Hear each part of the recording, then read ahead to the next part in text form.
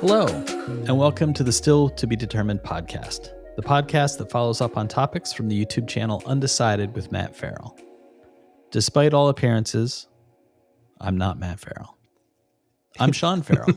I'm his older brother, and I'm a writer, and I will be asking him the questions. And here with me is Matthew. Hello, everybody. Before we get into the episode, just wanted to remind everybody we have multiple ways to support the podcast. You can go to stilltbd.fm, and from there you'll find a link. You can donate to us directly. You can also simply subscribe. You can like the podcast, and you can leave a rating. And you can do that wherever you find the podcast, either on your podcast provider or on YouTube, where a video version of the podcast is available. It's on that video version that you will see the similarity between Matthew and me. As many commenters are fond of pointing out, they feel like they're seeing double. And as one commenter recently said, it looks like I'm watching somebody age by the minute. Some of the other comments on our most recent episode include from podcast favorite, Roger Starkey.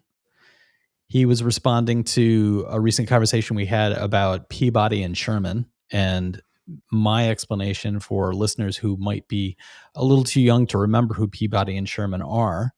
And Roger Starkey said, getting old, you know you're really old when you don't know Peabody and Sherman because they're after your time.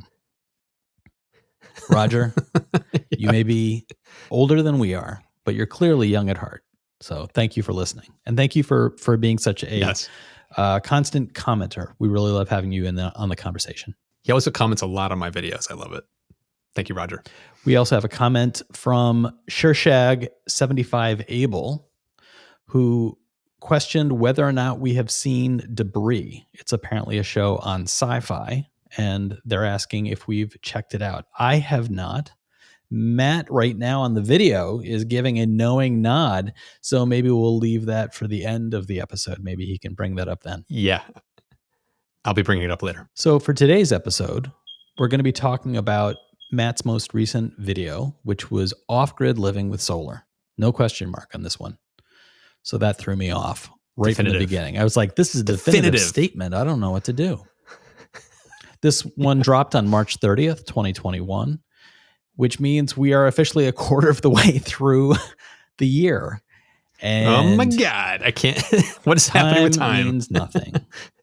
Time is a 4-letter word.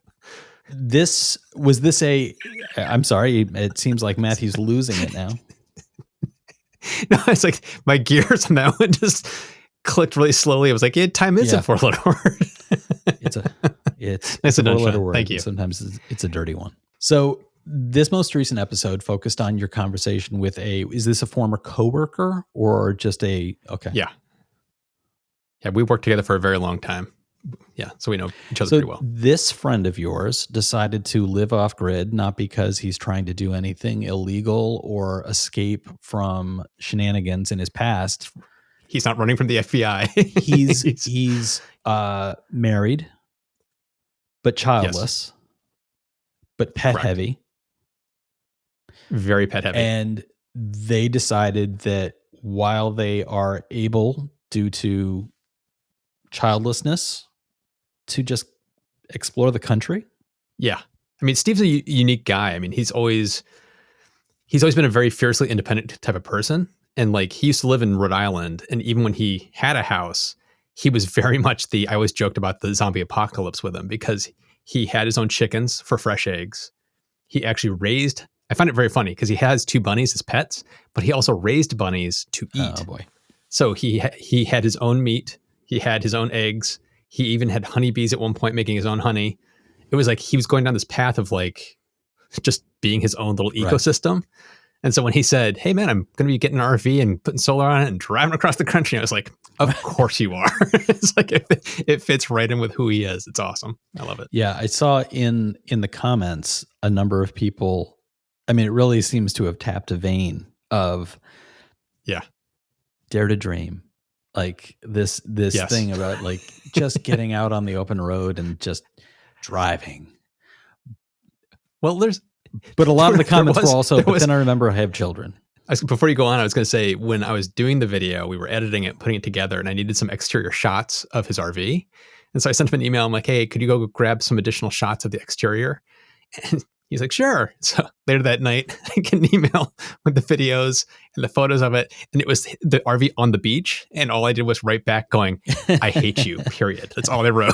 it's like every 2 weeks he's changing the scenery. It's like, you know what? I'm going to park on a beach. I'm going to work on a beach for a couple of weeks and see how this goes. It's like, what beach was he on? Was he somewhere in California or Texas? Okay. He was in Texas. He was somewhere on the Gulf. He was down in Texas. Okay. Yeah. The story that he recounted, I mean, it's really nuts that he drove into Texas after the storms and he was in better shape than anybody living in some of those communities where he had power. And the only question was, do we have drinkable water? I love he was basically saying we're a mobile generator. It's like we could pull up to your house and plug in. You could have some power for a while. This is one of those lifestyles where there is a romantic element to it, which is certainly appealing. For me, I think in your video you talk about you would need to have the kind of spirit that would tap into a little bit more of a rugged lifestyle.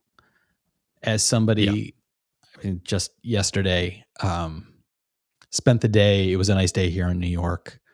One of the first truly feeling like spring days in a while, and was out walking around and ended up walking about 5 miles, which is a good amount of terrain to cover, and spent hours and hours outside. And then all night last night was just seizing up with muscle cramps and just like, I'm out of shape. I do not do this enough. My body was not ready for this. And on top of that, I have recurring chronic issues like a bad back and stuff like that. So it's, you know, my body did everything it could during the night while I was trying to sleep to remind me that it hates me. And I will rue the day that I made it do these things. So you'd absolutely have to be somebody who is into fairly rugged living, camping. And you would also, unless you are a complete retiree or have funds from some source that doesn't require work, have to be able to work remotely. And he's a programmer. Yes, he works in game development. So he still works in game development. Is he doing freelance or does he work for one company?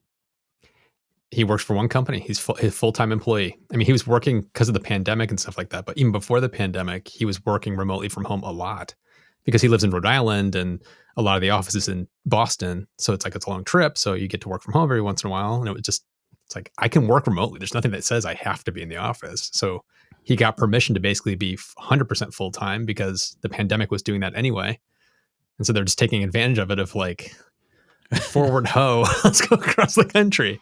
It's just and does his wife work? So he's very lucky. I think she does. I think she has her own kind of like side business. Yes, on the road, thoracic surgeon. It's like I'm picturing like a Quincy TV show around that. She rolls into town. Somebody on a playground is like, does anybody know a thoracic surgeon?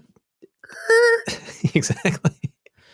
So there are a number of hurdles to this kind of living. This isn't something that somebody's just going to be able to jump into. And on top of all of that, it would be obviously if you're not going to own a home or rent a home, all of the costs that would normally go into that could go into your vehicle. Mm-hmm.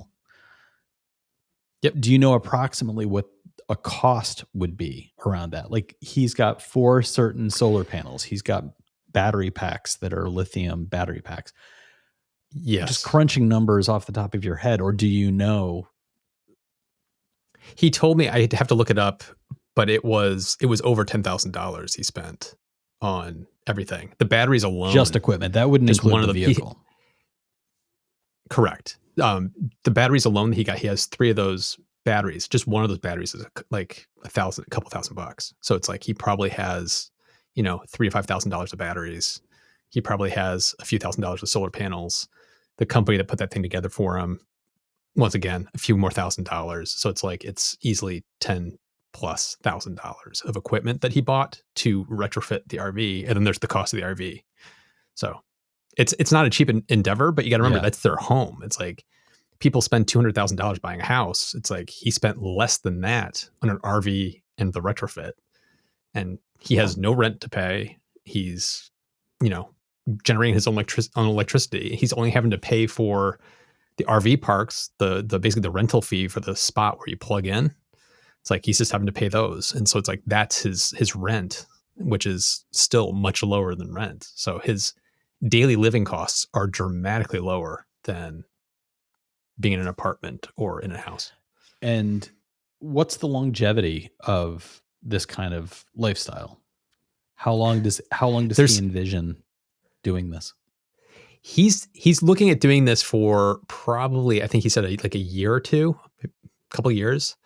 It's one of those, they're kind of like seeing what it's like to live in different areas of the country. And at some point they may have discovered, you know what, we don't want to go back to Rhode Island. We're going to live in Utah because we really loved Utah. It's like they're basically just kind of like sampling the buffet of the United States and seeing what's out there in areas they may want to live in at some point. So it's like, it's going to be a fun journey. At the end of the journey for them, they're going to probably find a nice place to live.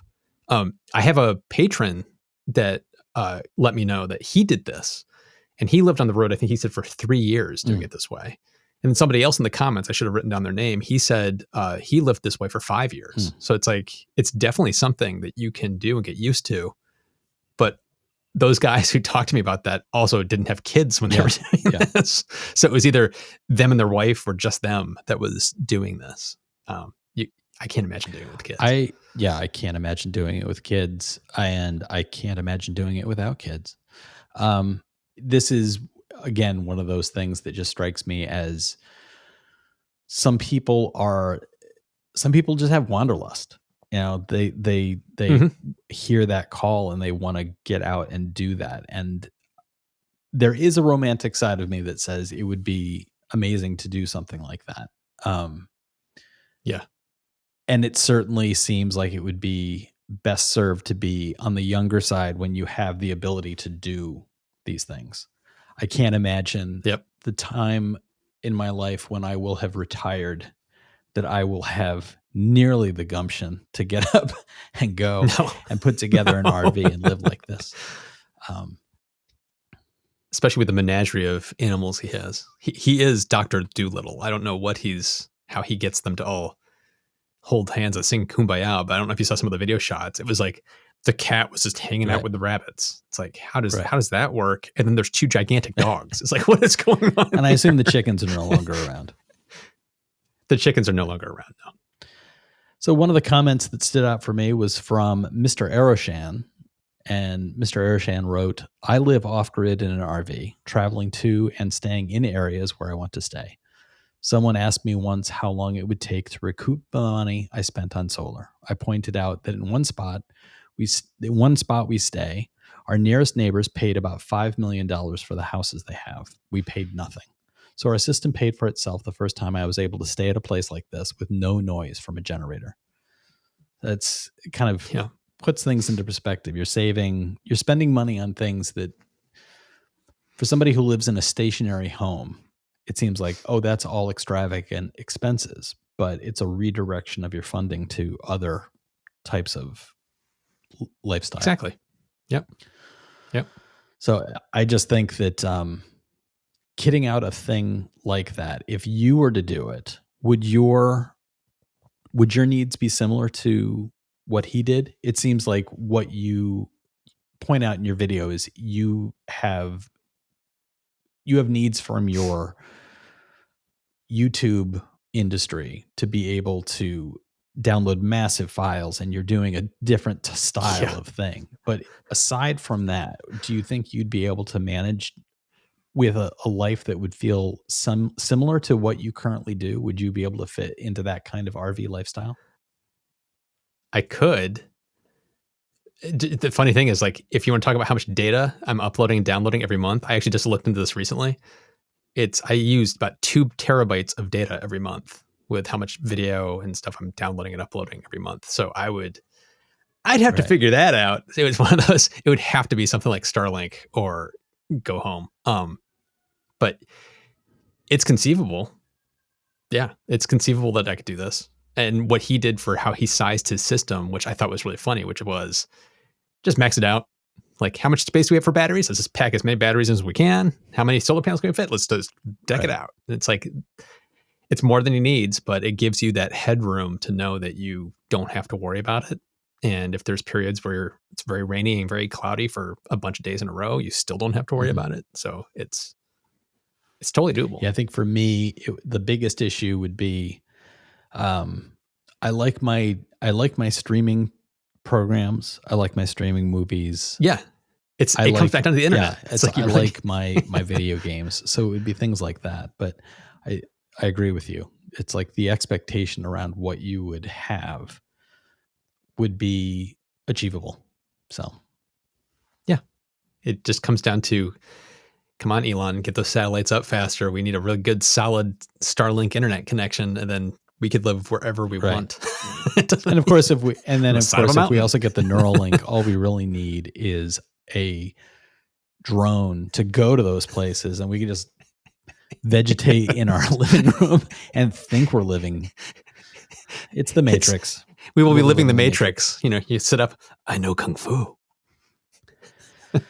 So moving on to the second half of our show, as usual, we will be taking a look at some of the television shows or movies or possibly video games. Smooth transition from the last part of that conversation to this part. To get into that, Matt, I'm going to be, what were you going to say? I should say, like a professional that you are. Smooth transition. Nobody noticed that transition whatsoever. People are looking backward and saying, how did I get here? How did that work? This is amazing. How does he do it? It's just, comes naturally. So I'm flipping a coin. Call it in the air, Matt. Okay. It is heads. Good call. Yeah, you win. Oh. So you get to go first. All right. Okay. Well, going back to that commenter, I think his name was it Shiri Shag 75 Abel? He suggested checking out and wanted to hear our thoughts on Debris if we had seen it. And of course I hadn't even heard of it. So I immediately was like, looked it up. This looks interesting. So I watched the first episode, and as I'm in the middle of the first episode, my wife comes walking in the room and goes, "Is this Debris?" And I was like, "What, you know of this show?" She goes, "Yeah, I put it on the list for us to check out." I was like, "Oh, well, thanks for telling me." So I found out about a show before, my wife was thinking about before my wife told me. That makes you a good husband. It's, yeah. So I tested the waters for her and told her, yeah, you should watch this show. I think the show it's a mixed bag. And the reason it's a mixed bag is because it's in the US, it's a major network television show. It's like, it doesn't matter if it was ABC, CBS, or NBC. My big complaint is the fact that ABC, CBS, or NBC made this show when it should have been something like an FX show or Hulu original or Amazon Prime or Netflix. And the reason I say that is it's such a cool concept. The basic concept is that it's right from the title card at the beginning of the show. A spacecraft was discovered, debris of a breaking up spacecraft was discovered coming through our solar system heading towards Earth. And over the course of several years, debris has been slowly raining down on the planet. This is high technology. So you can imagine there's this mad dash from all over the world of different governments trying to get their hands on this stuff because it's crazy technology we can repurpose. And so that's the basic premise of the show. So it's kind of like a cross. It's a little X-Files-y. It's got this kind of X-Files kind of feel to it, where there's like this special kind of like group of people that go try to find this stuff. And the main two characters, one's from MI6 in the UK, and the other one's from the CIA in the United States. And they've basically, the US and the UK are working together, but there's also they don't trust each other. And like the governments are trying to kind of like get one over on the other one. Like everybody's trying to get a leg up.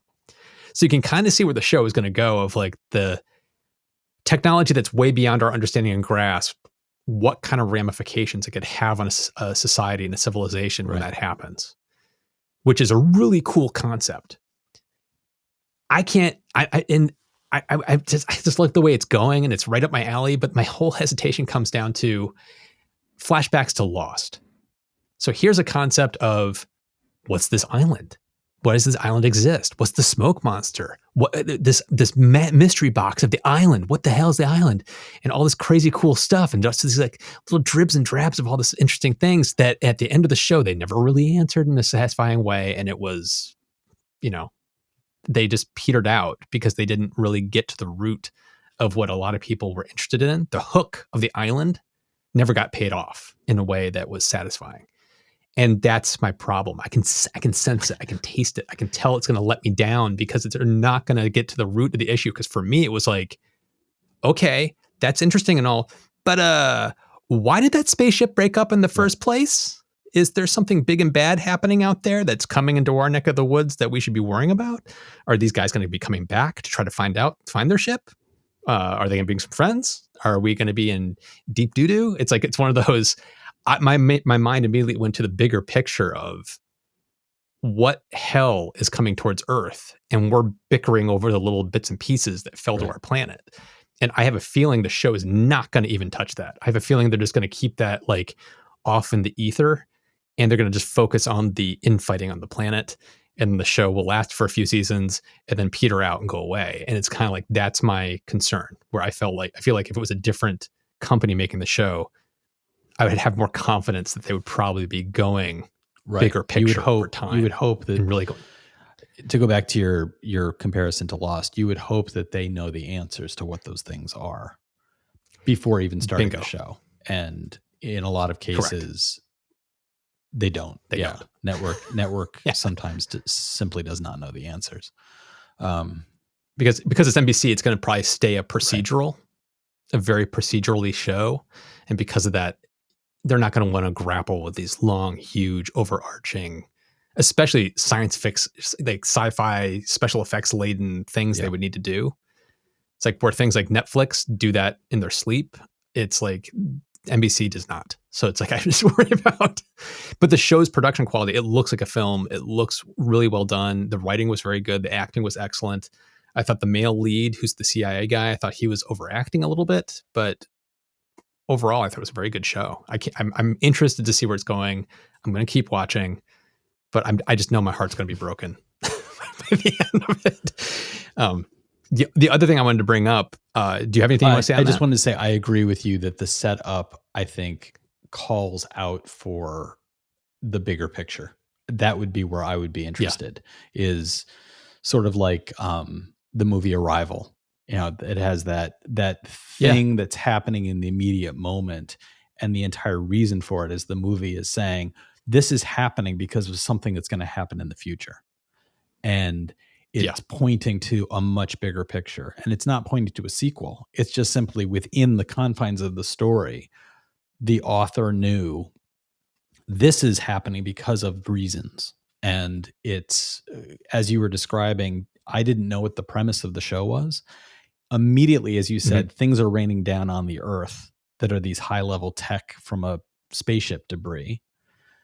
I immediately thought, oh, that points to, like, where's that ship from? Is there something else that's coming in pursuit of that thing? And it begs for that. And okay, so if this crazy technology ship was destroyed by somebody else, it's like, how powerful are those people? Because they took down this thing, which is crazy. A show that does this actually really well is The Expanse. That's the whole premise of The Expanse. Is like there's the infighting of all the humans around the galaxy, around the solar system, and all the technology that they're fighting over is from an old species, old alien race that's crazy powerful, and we're playing with fire.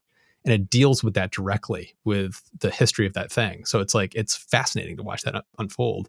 I just worry that they're going to be a little too small scale. The other thing I watched, because of the pandemic and movies, blockbuster movies have all been delayed. And suddenly it was like Universal was kind of like, HBO was kind of like, you know what? We're going to put all Universal movies up on HBO Max when they launch in theaters. Enjoy. Well, the first one that's happened that I watched was Godzilla versus Kong. And I don't know if you've seen the new movies. Have you seen Godzilla or the Kong movies? I have that seen have them. come out? I like them for being exactly what they are supposed to be, which is giant creatures smashing Yeah. things. They're big dumb movies. Yeah. This one I was expecting just a doubly big dumb movie. And this is actually the best of all of them. I was shocked that this was actually better than the Godzilla movie. It was better than the Kong movie. They did more with those two characters and actually made them characters. The way they never speak, of course, but just their eyes and their looks and the way they emote and the way they hold themselves, their fighting styles. They gave them fighting styles. Like these things have personalities and thoughts, and you can see them strategizing in the fights. You can see them strategizing of what they're trying to do when they're trying to do it.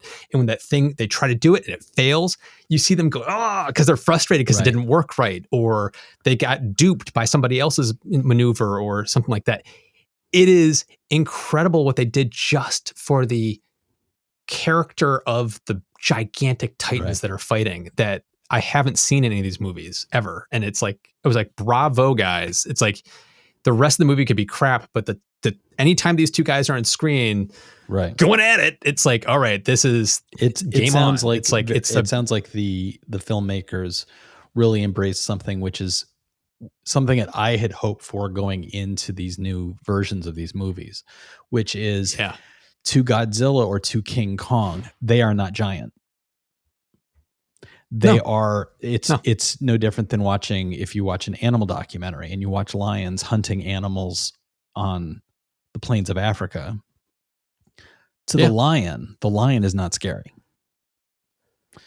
But the lion's personality comes out and you see expression, you see pursuit, and you see its interest in doing certain things and its reaction to failure. And that was always one of the things about, like, you don't want to compare it to the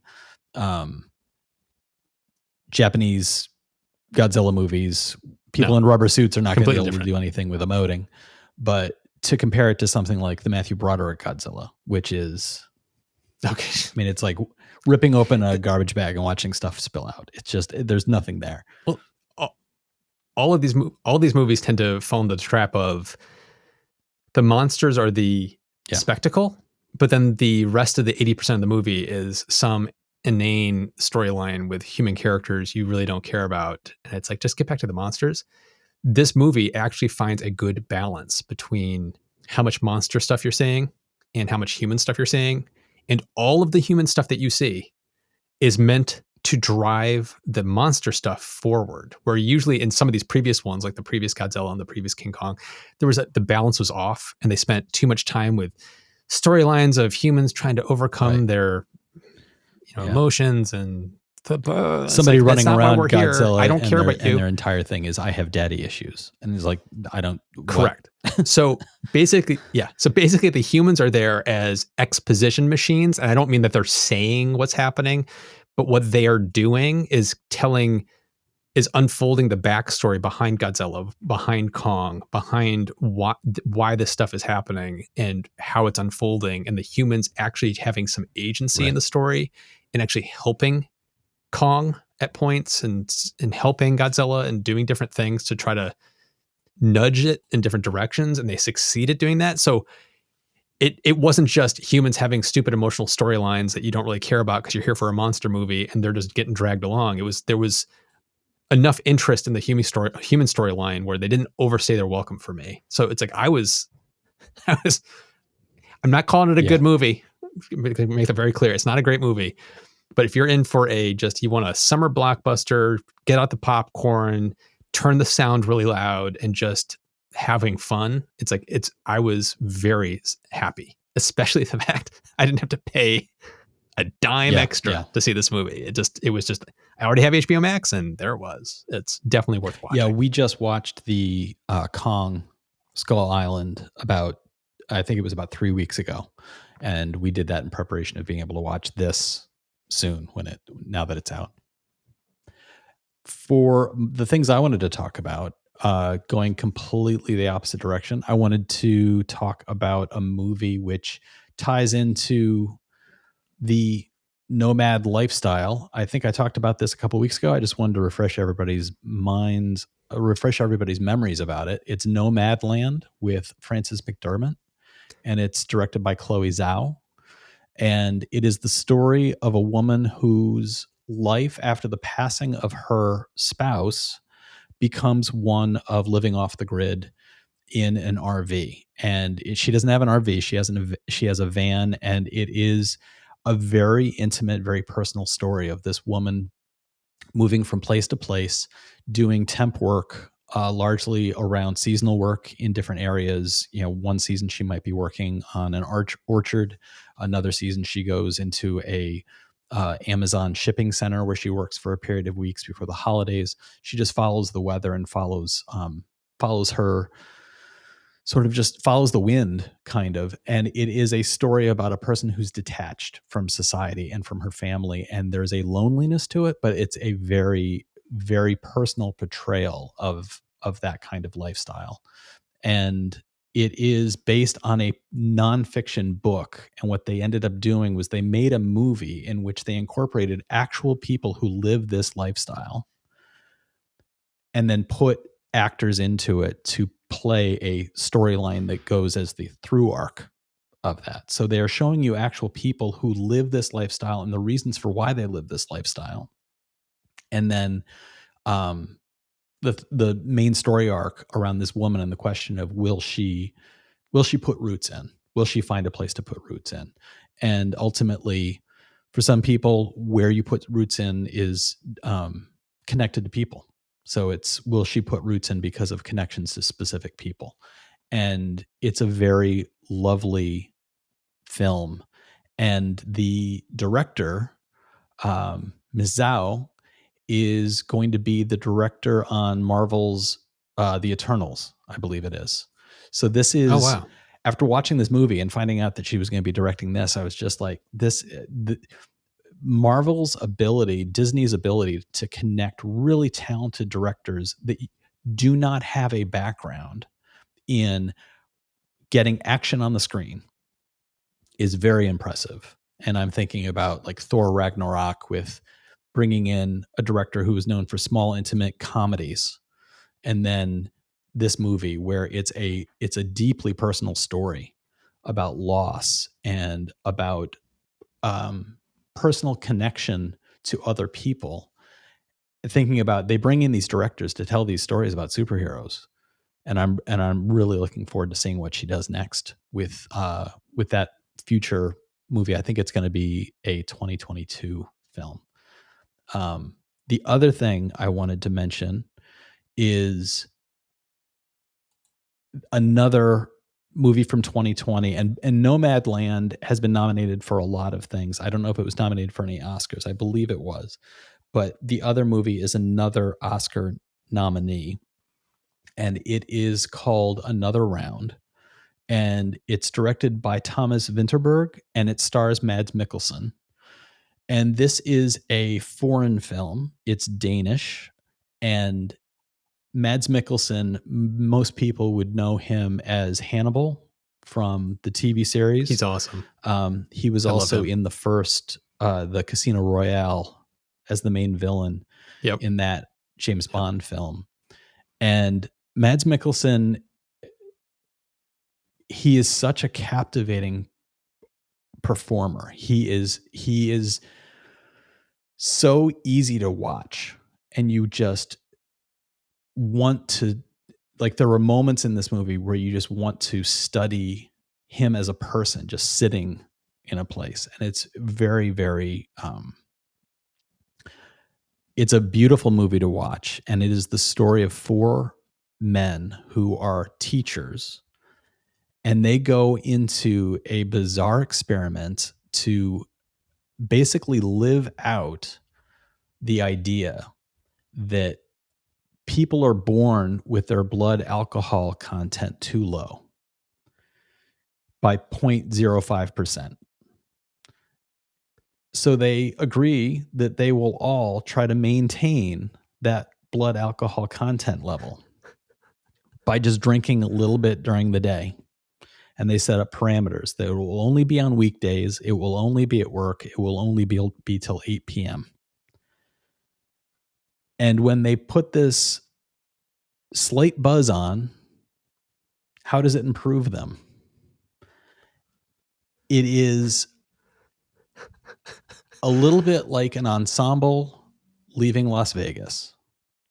It is not nearly as harrowing, but it is as impactful around people's relationship to drink, people's relationship to other people, how alcohol sometimes is the connection between people. They are teachers of older high school students who are trying to get into university. And it is a country that is a heavy drinking culture country. These students, even though they are high schoolers in that country, they are of legal age, or at least socially accepted as drinkers. And these students are heavy drinkers. There's a heavy party culture. And so there's the question of, is drinking out of control among the kids? And meanwhile, these teachers are secretly drinking at work. And while that is going on, Mads Mikkelsen's relationship with his family is falling apart. It starts with the story of a man whose life is empty. He is clearly depressed. He is in a shell. He comes out of that shell, but by the time he comes out of it, is it already too late? And is the way he's coming out of that shell only going to destroy it further? So it is a deeply philosophical movie. It is a powerfully acted movie, and it is a very interesting story that is at times amusing and you laugh, but ultimately it has that turning point where things turn darker and you see how these relationships are really bruised, potentially to the point of not being able to be recovered. So those two movies, I think, are my recommendation for this week. I think that's a nice balance from the monsters mashing each other and destroying cities. And then I'll bring up the movies about people living a nomad lifestyle or potentially drinking themselves alcoholism. To death. Yes. So if anybody, it's the full spectrum. So if anybody out there has seen any of these programs or movies and wants to weigh in, please let us know. And as Shirshag75 Abel said, the recommendation of Debris has led Matt and potentially me to check that out. So please let us know if you have any suggestions. We would love to hear what you have to offer. You can find our contact information in the podcast description. That is at your podcast provider or on YouTube immediately below the video. Please do subscribe. You can find the podcast wherever podcasts are available, and you can also find us on YouTube. We now have a way to directly support the podcast. You can visit stilltbd.fm. You'll see the support the podcast link in the middle of the page, and you can throw some pennies into the jar. We do appreciate whatever support anybody is offering, whether that's a direct donation or liking, subscribing, and sharing us with your friends. Please be sure to give us a rating, a review, and share us with your friends. It really does help the podcast. The podcast helps the channel helps Matthew, and then Matthew is the smart one to recommend the monster movies. Thanks so much for listening, everybody. We'll talk to you next time.